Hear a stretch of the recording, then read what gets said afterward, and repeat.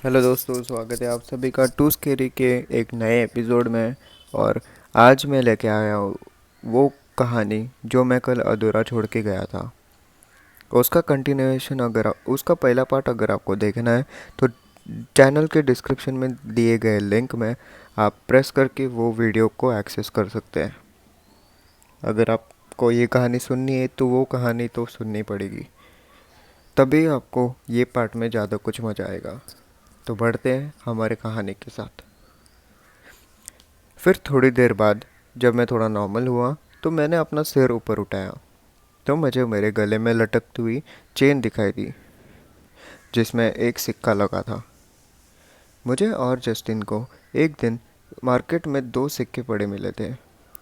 हम दोनों ने उन सिक्कों के छेद में करके उनको लॉकेट बना के हम लोग ने पहन लिया था, हम दोनों की दोस्ती के तौर पे।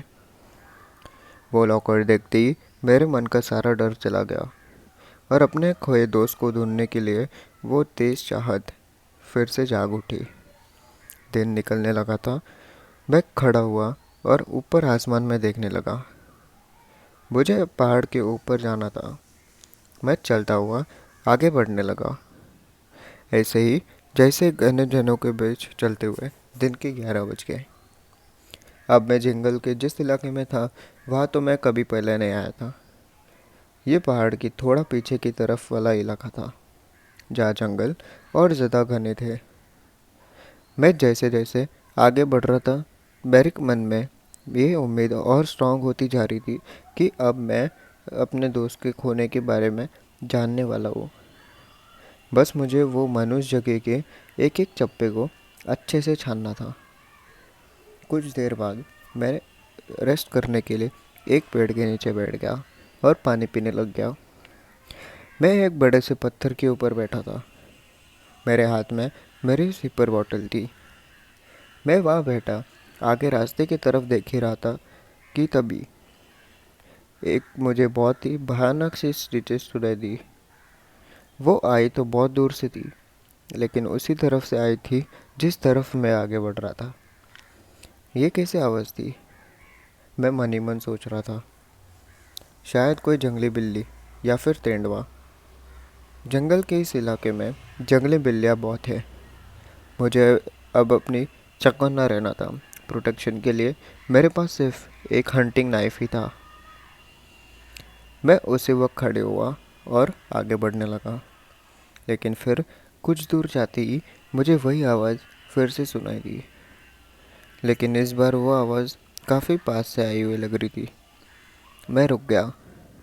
मुझे आगे खतरे का एहसास हो रहा था और बार बार मुझे कानों में जस्टिन की वही आवाज़ गूंजी जा रही थी जो उसने सपने में मुझे कहा था, जाओ जाओ यहाँ से। लेकिन मुझे आगे जाना ही था। मैंने एक गहरी सांस ली और आगे बढ़ने लगा। चलते चलते शाम के 4 बज गए। अंधेरा होने से पहले मुझे वापस पीछे अपने कैंप में जाना था। तो मैं अपने एक जगह जाके रुक गया और वहाँ खड़ा मैं अपने मैप पर निशान लगाए जा रहा था। और तभी किसी ने मेरा नाम लिया। मैं बिल्कुल सच कह रहा हूँ, किसी ने मेरा नाम लेकर मुझे बुलाया था और वो किसी और की नहीं बल्कि जस्टिन की ही आवाज़ थी। आवाज़ सुनते ही मेरे तो जैसे होश ही उड़ गए। क्या? जस्टिन? इसका मतलब कि जस्टिन जिंदा है। मैं आके फाड़ फाड़ के चारों तरफ पेड़ों को देखने लगा कि कहीं तो मुझे मेरा दोस्त खड़ा दिखाई दे जाएगा। मेरे आंखों से आंसू निकलने लगे थे और तभी मेरे सर के पिछले हिस्से में तेज़ दर्द होने लगा। इतना तेज़ कि मैं लड़खड़ा के नीचे गिर गया।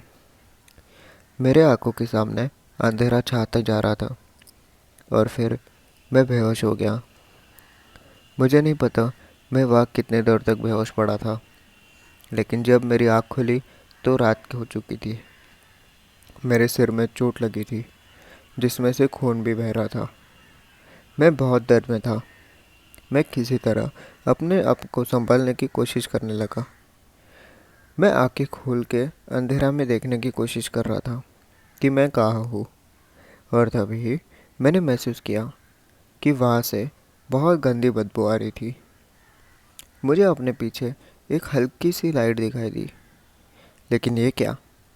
ये लाइट तो वही थी जो मुझे कल रात मेरे सपने में दिखाई दी थी। लेकिन इस बार ये कोई सपना नहीं था। मेरे सिर में सही में चोट लगी थी। लेकिन कैसे?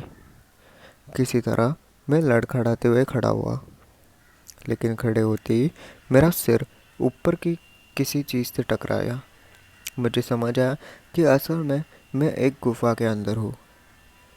वो समझ आते ही मेरी तो जैसे हालत ही ख़राब हो गई। मेरा मैप, मेरा सारा सामान, कुछ भी मेरे पास नहीं था। लेकिन उस वक्त मेरे दिमाग में बस एक ही चीज़ दौड़ रही थी कि मुझे बस या गुफा से बाहर निकलना है। मैं किसी तरह घुटने के बल चलते हुआ बाहर चलने लगा। तब मुझे पता चला कि मेरे एक घुटने पर भी चोट लगी थी। लेकिन किसी तरह कड़ाते हुए मैं गुफा से बाहर निकल गया। बाहर निकला तो पूरा जंगल चांद की रोशनी के अंदर भरा था। चारों तरफ अंधेरा था। थोड़ा आगे चलते ही मुझे पता चला कि मैं उस पहाड़ के बिल्कुल ऊपर था। नीचे एक छोटी सी घाटी नज़र आ रही थी। लेकिन मैं वहाँ तक पहुँचा कैसे? कौन मुझे ऊपर उठा के वहाँ पहाड़ पे लेके आया था? तभी मैंने नोटिस किया कि दूर पेड़ों के बीच आग जल रही थी और उस आग के पास दो आदमी ज़मीन पर बैठे हुए थे। मुझे लगा कि वो शायद कैंपर्स होंगे जो कि नशे की हालत में वहाँ पड़े होंगे। मैं धीरे धीरे पहाड़ी से उतर के उनके पास जाने लगा। मुझे उनके पास पहुँचने उनकी मदद चाहिए थी। मैं दूसरी तरफ से पहाड़ से उतर के उस आग की दिशा में आगे बढ़ने लगा था। लेकिन उतरते उतरते मुझे एक बहुत ही अजीब चीज़ दिखाई दी। उस गुफा की तरफ, वहाँ से जो रास्ता उस गुफा के तरफ जा रहा था, वहाँ एक जगह बहुत से फटे हुए कपड़े, जूते, यहाँ तक कि एक बच्चे का टेडी बियर भी पड़ा हुआ था। इस तरह की चीज़ें यहाँ कैसे आए? मैं सोच ही रहा था कि तभी मुझे वो रॉकेट दिखाई दिया। उन सब कटे फटे कपड़ों के बीच पड़ा था वो रॉकेट जो जस्टिन पहनता था। वो देखते ही सच बताऊं तो मैं हाथ पर डर के मेरे कांपने लगे थे। उस लॉकेट के वहाँ होने का मतलब था कि जस्टिन वहाँ आया था, या फिर शायद जस्टिन की लाश वहाँ आई थी। मन में ख्याल आ रहे थे कि कहीं जस्टिन अभी भी तो वहाँ नहीं है आसपास, जंगल में छुपा हुआ। मैंने डरते डरते जस्टिन को आवाज़ दी, जस्टिन, तुम कहाँ हो? जस्टिन, तुम कहाँ हो? और मेरे इतने कहते ही मुझे दूसरी तरफ से उस घाटी में से तेज़ चिल्लाने की आवाज़ आई। मैं उसी वक्त भाग के वहाँ पड़े एक बड़े पत्थर के पीछे छुप गया और छिपे छिपे ही मैंने नीचे नज़र दौड़ाई तो मुझे कुछ चलता हुआ दिखाई दिया। वो उस कैंप के पास वाला इलाका था जहाँ अभी कुछ देर पहले मैंने उन दो आदमियों के पड़े देखा था। मैंने देखा कि कोई चीज़, कोई बहुत ही बड़ी खतरनाक चीज़, जिसके हाथ बहुत लंबे थे, उतने लंबे कि वो नीचे ज़मीन पर कई दूर तक उसके साथ घसीटते हुए दिख रहे थे।